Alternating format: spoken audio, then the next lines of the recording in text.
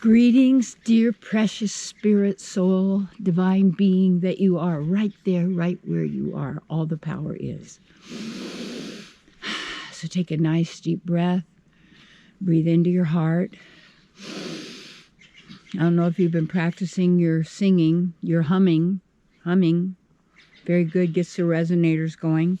My topic, mining your abundant resources. Mining your abundant resources. Let's even call it minding your abundant resources. See?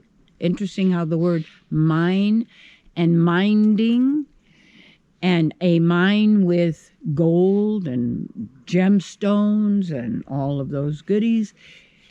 Your abundance is unlimited. You're an eternal being.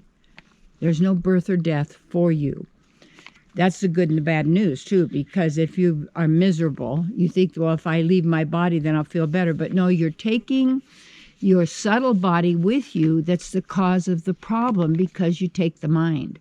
And that mind then is divided into categories, conscious, subconscious, unconscious. So there are programs operating just like in a computer below the level of consciousness and awareness that can be mining, taking out the resources of your information. Okay, information. You want to be able to mine your own abundant resources. And what happens is, in the intellectual process that is taught in educational systems, it's always about learned information. It's not about what you know, because you have to memorize. And that's why I remember in school, you would cram at the last to memorize, because after that you forget about it all after a while, because you just memorized it. What you know by your own experience, what you know by your own discernment, not that you can always trust your senses, because there's optical illusions. We hear something, but we're associating it with something we've heard before, but it could maybe not even be that way at all. But yet we're discerning it and including all that in making our calculations or using our logic. You want spiritual logic and spiritual reasoning, not intellectual logic and intellectual reasoning. But we have been methodically educated and trained and programmed to fit a certain, what would you say, a certain characteristic, a certain state of being, which is very, very limited, so that we then believe that we're the most advanced that we've ever been, which is not true, because people have been methodically depowered. You would call it lifetime after lifetime. So the process of forgetting who we are, and the process of putting all of our faith, hope, whatever it may be, expectation on the outer world, as if it's out there from someone else, because someone else has more than you do of who we are. No. When my talk I did on you're not equal to anyone doesn't mean that you don't have the same divine powers, qualities, and abilities that everybody else has intrinsically. No, we come from the same fabric, you might say it, the source of who we are. And then what happens, it interferes, is the mind, because then people have beliefs, they have trauma in their life, they have disappointments, they have expectations. These are moods, these are emotions, these are feelings that are generated by thoughts and beliefs that the person has accepted and internalized as true about them and absolute. And then we, because of who we are, have the power and ability that we give life to, life to concepts that are just sounds, when we are life. And we are eternal life. That's who we are. Life does not happen out there. That is not your life. You are life. You are the divine. You are this eternal being. This is who you are. So when you want to mine your resources of whatever it may be, it's you want how you start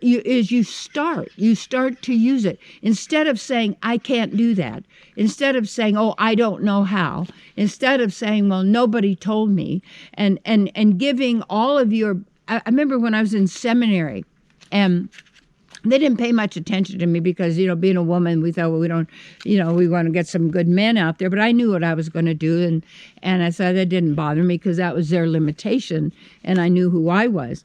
But what happened was that finding that in, they had all kinds of limitations that they were putting on me in seminary. But I already knew, I was already practicing these teachings, and I knew not to believe anybody or anything else other than my own inner knowing and truth and that divine truth, because wherever you are, God is there.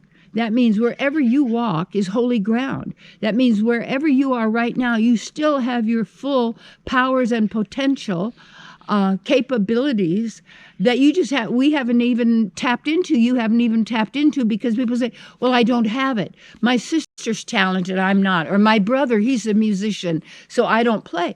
And it's like when I even tell people, you need to sing, to hum, because sound is what this world is manufactured from. This is a reality. It's electric. There's electricity is everywhere. And we produce electricity by our thoughts. We are the producers of electricity because we are divine energy. We emanate our own light, which is not the light you see around here. It is our own beingness. Okay? So you mine it you have to dig for it. You have to actually know that you already have it. It's like singing. Okay, then you want to practice. You might want to take some lessons, not to make you a singer, but to help you to learn how to use your voice. And when I took the lessons from the maestro David Kyle in Seattle for years and studied with him, he trained my voice because I wanted to experience the fullness of my own voice. And now, as I'm also digging deeper into all of our potential and resources and who we are, how important sound is, because this is a sound reality. And that sound creates thoughts are words. Words are sounds, even if it's silent, quiet, you still hear it as a sound. Sounds are energy. Sounds are vibration, and vibrations are energy, and energy glows is electricity. And where those neuron connections that are being made through the crystal brain are when we, are reacting to the words, to the statements that we have been taught to accept as truth, and the meanings and how that applies to us. So there is a constant reaction that is going on with us emotionally, that some words we dread, some situations we're afraid of, some people we're afraid of, oh no, I don't want that to ever happen to me. And with this terror and fear that people have, that they're controlled constantly by outer individuals giving them all of these lies that they're accepting, that you have to have a lot of courage to be able to mine your resources when everybody around you is limiting themselves and limiting their resources and singing the poor me, life is miserable, I'm a loser, I'm not good enough, I'll never have enough, nobody loves me, I guess I'll eat some worms. And some people are eating worms and you don't need to eat worms. People have no idea. So you mine your resources by realizing that you're full of talents and abilities and energies. You're a divine being. Don't extinguish yourself. Stop limiting yourself. And people say, well, I don't know how to do it. Well, have you tried? Have you looked at it? Well, I'm not the best like someone else. No, you need to do that. It isn't about the theatrical production of the world that you've got some singer has got a ton, billions of dollars, and they light the stage and they come out in their little skimpy out, whatever it may be, and we think this is talent. No, it isn't about listening to these people. It isn't about giving your power to listening to their songs that have words in them that are programming you and limiting you and all of this. You have to, what is self-love other than self-honoring, self-appreciation, that you're with you eternally. It's all about you. It isn't about them. And the resources you have are more abundant than any gemstone mine, any gold, any silver, anything on the outside, because it isn't it out there. You are. So you mine your resources by knowing that all is capable from you. And then you confront it, you deal with it, you get there. Like, you know, it's like people might have so many problems, they don't know where to start. Well, start somewhere, like with the first page, the first paper. Look at it.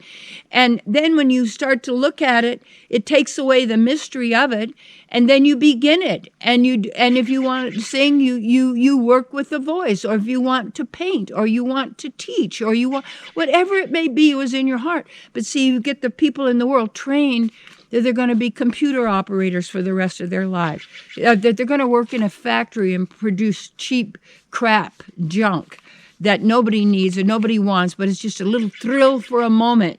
And take your powers back and your abilities back and your manifesting powers back and invest in your consciousness. That which is, why do invest in the temporary that's changing and it's going to go away? Invest in your own consciousness, that the books that you read, what you're watching, all of these videos, there's over 700, maybe 800 by now videos that we have, which is of truth to help you to come to your own choices, to realize who you are and what you are, and to have a magnificent, glorious life in every level, regardless of what it looks like now, regardless of the past, regardless of what your family has taught you, regardless of what they're saying on the media and the television and the internet and the radio and media. Stop that. And you'll realize fools' names and fools' faces are always seen in public places. You get the most people who are the most infected by the mind virus because they have such a need to be on view constantly in the news, in the world, validate, give them power, attention, all of this stuff to make everybody else feel insignificant when they're insignificant. That this is your life to live as you choose, because you are life and you are abundant in every way. So, first of all, realize that, abundantly supplied, and then begin, start it, do. And that's all you have to do. You already have it. Use it. Okay? So take a nice deep breath. And remember, I do counseling on the phone. We've got retreats and workshops here. You can use all these videos. I write columns for different magazines. I have my books out there. What You Think of Me Is None of My Business. Great for everybody. How to Have More in a Have Not World. Dare to Be Great. Love and Power in a World Without Limits. A Woman's Guide to the Goddess Within. Live Your Bliss. Oh my goodness. Dare to Be Great. Got all of these things. So their knowledge is there. It's for you. All you have to do is take it and receive it and apply it. And wow, all is possible for you. Accept it. Know it. Because it's the truth.